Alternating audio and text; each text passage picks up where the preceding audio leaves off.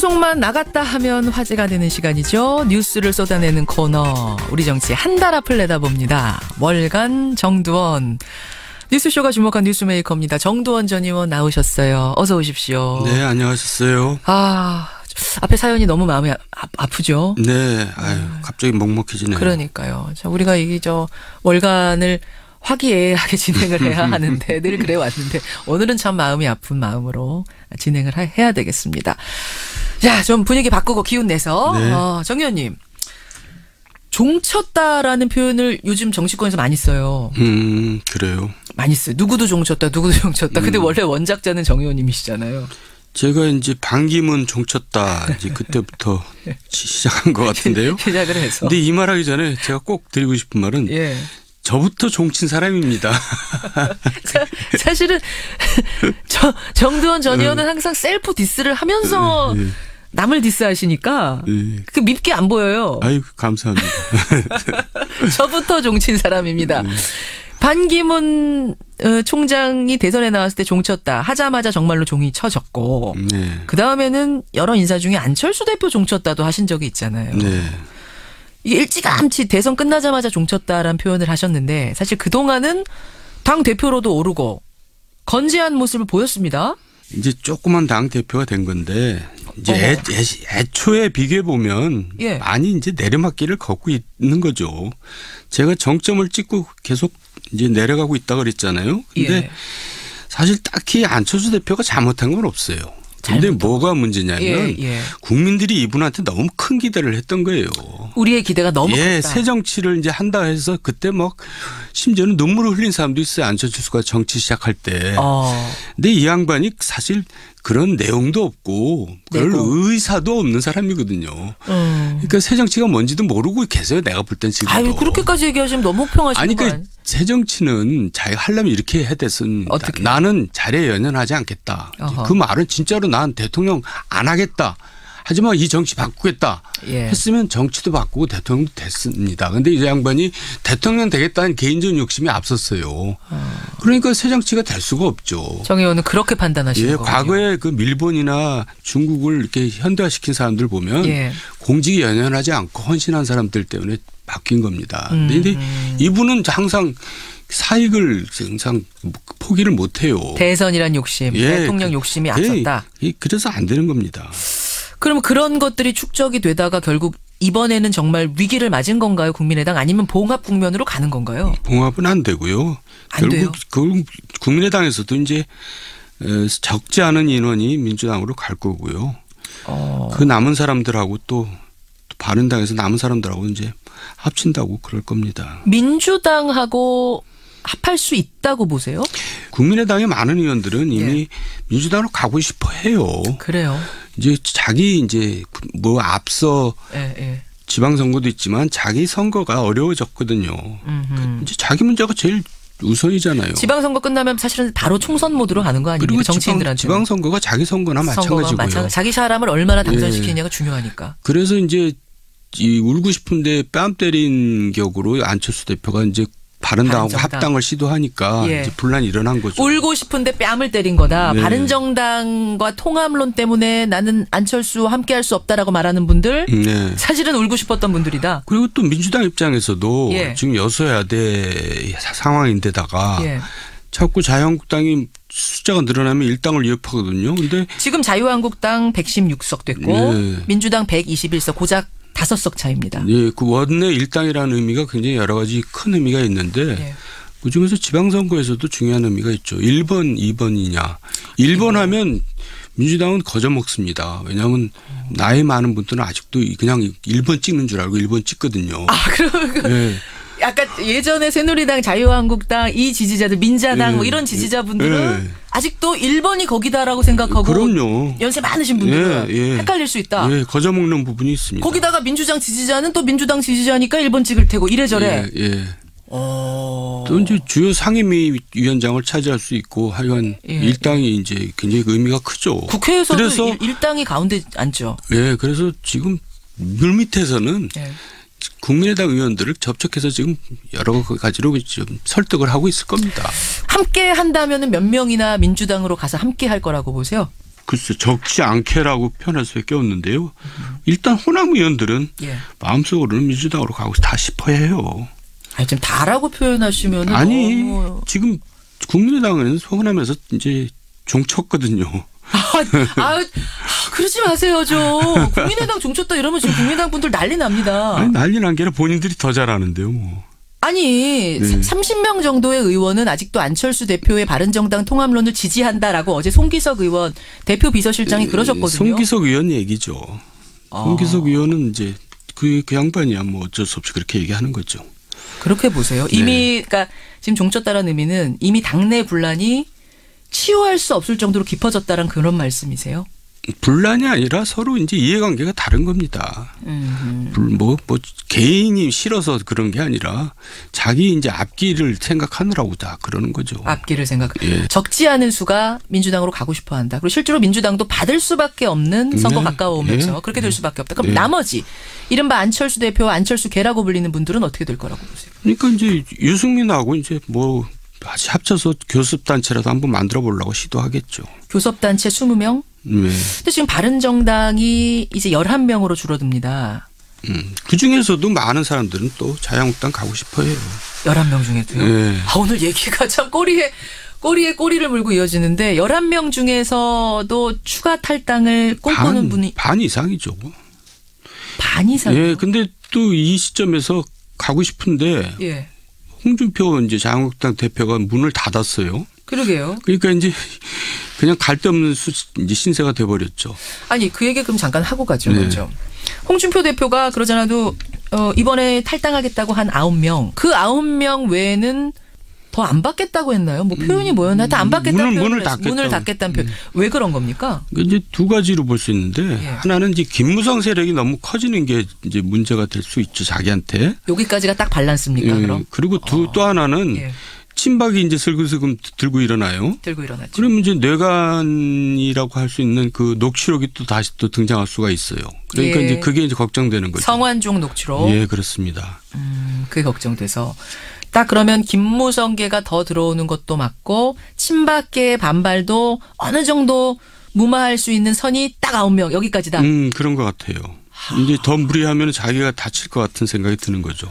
그게 궁금했었는데 그거라고 보시는 거군요. 그 녹취록 얘기가 나왔는데 녹취록은 진짜로 있는 걸까요?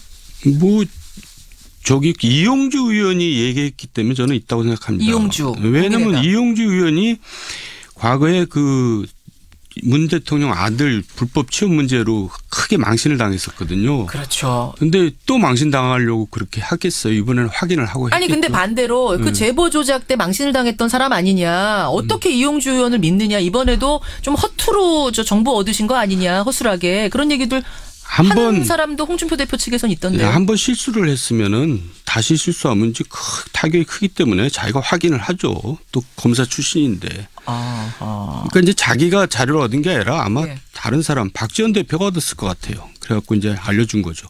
이용주 의원도 그것도 자기가 가지고 있다는 게 아니라 당이 가지고 있다 그랬잖아요. 그러니까 이제 서청원 의원이 박지원 대표한테 줬을 가능성이 크죠. 서청원 대표하고 박지원 의원하고 친해요? 뭐 친하죠. 그렇습니까? 정치를 오래 같이 했기 때문에 당은 다르지만. 그래서 그렇게 넘어간 거 아니냐라고 정치판에선 다 얘기하고 있군요 이미. 그럼 있다고 보는 거군요. 그럼요. 결국 홍준표 대표는 그것 때문에 그게 소위 까지는 게 두려워서 더 이상은 받지 못하는 것. 받고 싶어도. 그렇다면은 다시 바른정당 얘기로 돌아오게 되네요. 11명. 나가고 싶어도 못 나가는 11명. 교섭단체는 만들어야겠고 결국은 국민의당의 안철수계와 만날 수밖에 없는 숙명이다. 네. 그렇게 이제 정기국회 끝나면 그런 움직임이 이제 가셔야 될 겁니다. 그런데 이제 그 전에 하고 싶은 얘기가 뭐냐면 이분들이 떠나올 때 보수혁신을 하겠다고 떠나왔지만 사실은 자유한국당이 이제 그 당시 새누리당이죠. 망했다고 이제 종쳤다고 보고 나온 겁니다. 그런데 와서 보니까 이게 아닌가비요. 다시 돌아가는 거거든요. 이 산이 아닌가비요. 네, 그러니까 철새죠 그게. 그리고 원래 얼마나 뒤죽박죽이었냐면요. 원래는 유승민이 합치자고 했던 사람입니다. 그러다가 이제 대선에서 이제 뭐 실패하고 별로 지지율이 없으니까 이제 자강하자던 김무성 일파들이 이제 먼저 일부 튀었고 그다음에 또 뒤따라간 거거든요. 그러니까 이 사람들은 무슨 보수 혁신입니까? 혁신의 대상들이죠. 이분들이요? 네, 그래서 혁신의 대상입니다. 그래서 자유한국당 소위 말해서 보수 진영이 살 길은 일단 첫째 그야말로 적폐를 하고 있는 친박을 청산을 반드시 해야 되고요. 일단 친박은 청산해야 된다. 필요 최소한의 조건이고 두 번째는 이미 이제 개혁 대상이 된 혁신의 대상이 된 중진 의원들은 이제 이 선으로 물러나야 되고요. 중진 의원 물러나라. 세 번째는 정말 개혁의 의지와 그런 이미지를 갖고 있는 젊은 지도자를 내세워야지 살아날 수 있지. 그렇지 않으면은 정부 여당만 이제 좋은 일만 생깁니다. 그렇군요. 지금 도로 새누리당이 됐거든요. 자유한국당이. 도로 됐다. 자 보세요. 정부 여당은 친박이 자유한국당에 남아있는 게 너무 좋습니다. 즐기고 있는 겁니다. 그러면 재집권하는데 너무나 좋거든요. 그래서 이제 구체적인 예를 하나 제가 들어드릴게요. 중진공이라고 있습니다. 중소기업진흥공단. 있죠. 이사장이 지금 구속돼 있거든요. 왜 구속돼 있느냐. 최경환 측근을 불법 채용했다 그래서 맞아요. 구속돼서 재판받고 있어요. 그 하수인은 구속돼서 재판받고 있는데 그걸 시킨 사람은 지금 멀쩡해요. 의원이네요. 조사도 안 하고 있어요. 그러네요. 그러니까 최경환을 살려두는 게 좋은 겁니다. 정부 여당은. 서청원 최경환이 있어야 돼요. 그러니까 최경환 의원이 힘이 세서 못 건드리는 게 아니라 안 건드리는 거라고 보세요. 그렇죠. 살려두는 게 좋은. 지금 무슨 힘이 있어요. 와, 이거는 색다른 해석이네요. 그러니까 친박이 청산의 대상이지만 정치공학적으로 봤을 때는 그 친박이 계속 살아있는 게 친박이 정부 여당의 가장 든든한 아주 원군이죠. 그렇게까지 보시면 또 민주당하고 정부 여당 측에서 좀 실제로 그렇습니다. 나라도 그렇습니다. 그렇군요. 지금 보수 혁신의 조건을 세 가지 얘기하시다가 이 얘기가 나왔는데 과연 그럼 그렇게 할 수 있을 것인가? 뭐 제가 그렇게 해야 될 방향을 얘기한 거고요. 이제 결국 한 세대가 끝내야지 그렇게 될 겁니다. 그러니까 다음 총선에서 이제 친박도 정리가 되고 그 뭐 소위 이제 개혁 대상인 사람들 정리된 다음에 이제 쓰라린 맛을 진짜 더 보고 이제 그렇게 되겠죠. 쓰라린 맛을 더 보고. 그러니까 이제 전혀 모르던 인물이 나와서 이제 당을 이끌어야지 뭐 새롭게 가나보다 이제 이렇게 되는 거죠. 그래서 영국의 보수당은 그렇게 위기에 몰릴 때마다 30대 후반 정말 새로운 정치인들을 내세우잖아요. 왜냐하면 전체가 살기 위해서 내세우는 겁니다. 그런데 새로운 인물이라고 지금 이제 자유한국당에서 거론되는 인물이 누구냐면 황교안 전 총리. 황교안 전 총리가 어떻게 새로운 인물이에요. 아닙니까? 정치판에는 어쨌든 들어온 적이 없는 사람 아니냐. 그래서 새로운 건 아니고요. 그런 의미 아니에요. 박근혜 이미지가 너무 커서 안 되고요. 그런가요? 알겠습니다. 그럼 누가 있어요? 그쪽을 완전 새로운 인물을 내세울 수 있는 지금 저도 잘 모르는 사람이 나와야지 됩니다. 전년 입에 오르면 안 돼요? 토니 블레어나 카메론 같은 사람들은 정말 뭐 전혀 모르던 사람들이 등장해갖고 당을 이끌어서 성공시킨 사람들입니다. 그렇군요. 자, 자유한국당, 그러니까 보수에 대해서 지금 어떤 치료법을 제안해 주셨어요. 그렇다면 국민의당은 어떤 치료법 없겠습니까? 해결책? 뭐 종쳤는데 해결책이 어디 있겠어요. 그리고 자꾸 그러지 좀 마세요, 정 의원님. 그래고요. 저희가 곤란해져요. 이게 이제 중요한 겁니다. 그러니까 다당제하고 이 소선거구제는 궁합이 안 맞고 또 다당제하고 대통령제하고 궁합이 안 맞아요. 우리는 지금 대통령제고 소선구제인데. 그러니까 궁합이 안 맞기 때문에 이제 이런 일이 벌어지는 겁니다. 근본적으로. 자꾸 그러니까 선거구제를 중대 선거구제로 바꾸고 그래야지 일단 다당제가 가능해지고 또 궁극적으로는 이제 대통령제를 바꿔야지 다당제가 가능해지는 거예요. 그렇게 보시는군요. 자. 알겠습니다. 정두원 전 의원과 함께하고 있습니다. 월간 정두원. 트럼프 얘기 잠깐 해볼게요. 트럼프 얘기. 트럼프 방안은 어떻게 보셨습니까? 트럼프가 너무나 점잖았어요. 깜짝 놀라셨죠? 그래서 진짜 우리를 존중해서 점잖은 건지 아니면 무시해서 점잖은 건지. 그러니까 저 동네 가서는 내가 그냥 웃고만 오자. 무기 팔았으니까 내 할 일은 다 했다? 그리고 봐요. 일본이나 중국에서는 정말 10시간도 넘게 붙어 다녔거든요. 2박 3일 있었고 뭐 아베랑은 밤 4번 먹었고 골프도 쳤고 뭐 그러다 아베가 꽈당 넘어지기도 하고 별일이 다 있었죠. 그런데 우리는 단독회담, 확대담 합해서 55분을 했어요.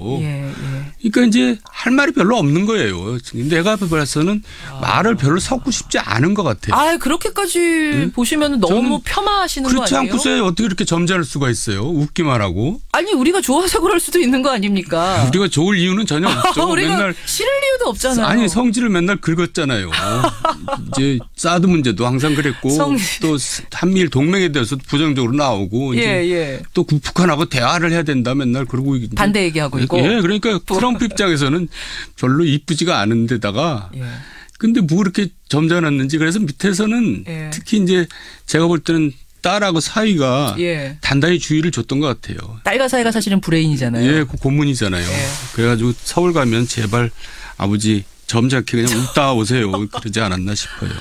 아, 그렇게 또 여러분 이런 해석도 있다는 겁니다. 이 정두원 전 의원의 해석이 다라는 게 아니라 이렇게 보는 어떤 시각의 다양성은 우리가 인정을 하는 거니까 이렇게 보는 평가도 있군요. 하지만 지금 청취자들은 아니 좋아서 점잖게 하고 가는 거지. 우리 위안부 할머니도 안아주고 뭐 문재인 대통령하고 김정숙 여사하고도 얼마나 분위기 좋았느냐. 좋게 해석하는 분들도 꽤 많은 그래가지고 것이고요. 이제 무기 팔아먹고 또 한미 방위비 올리고 또 FTA 또 거기서 이제 다 뒤집어 엎고 이제 그러려고 다 수를 두고 간 거죠. 한미 FTA 얘기를 이번에 할 거라고 우리가 다 예상했었거든요. 폐기 얘기까지 나오면 이거 어떻게 대처해야 되느냐 이거 준비하고 그랬는데 왜 그 얘기는 한마디도 안 했죠? 한미 FTA 폐기는 미국 내에서도 반발이 큽니다. 아하. 특히 이제 농업 분야에서는 그러니까 이제 그쪽 지역 의원들은 되게 반발이 크죠. 그러니까 트럼프 혼자 생각이었군요. 그러니까 미국에서도 폐기하면 손해가 크니까 그렇게 하는 거죠. 트럼프가 이제 제대로 좀 알고 이제 대통령을 하는 거죠. 그전에는 잘 몰랐어요. 그런 거군요.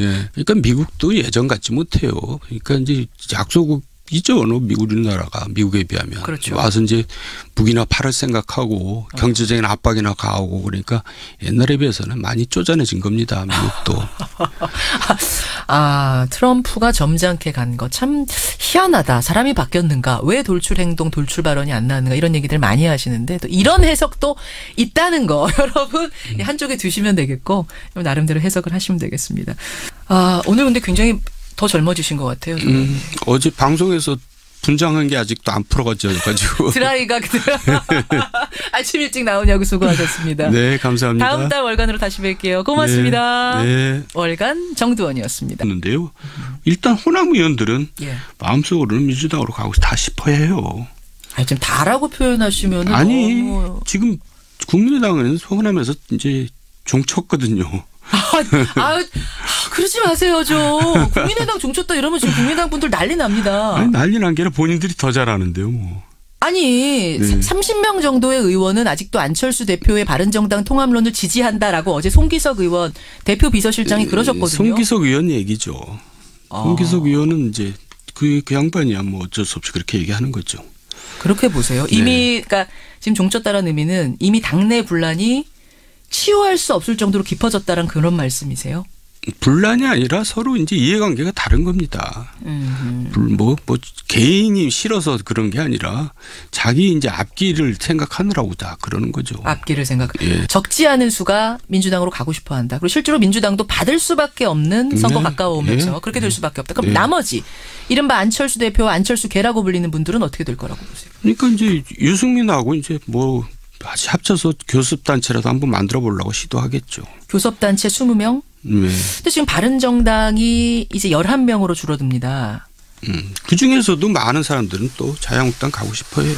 11명 중에도요? 오늘 얘기가 참 꼬리에 꼬리를 물고 이어지는데 11명 중에서도 추가 탈당을 꿈꾸는 분이. 반 이상이죠.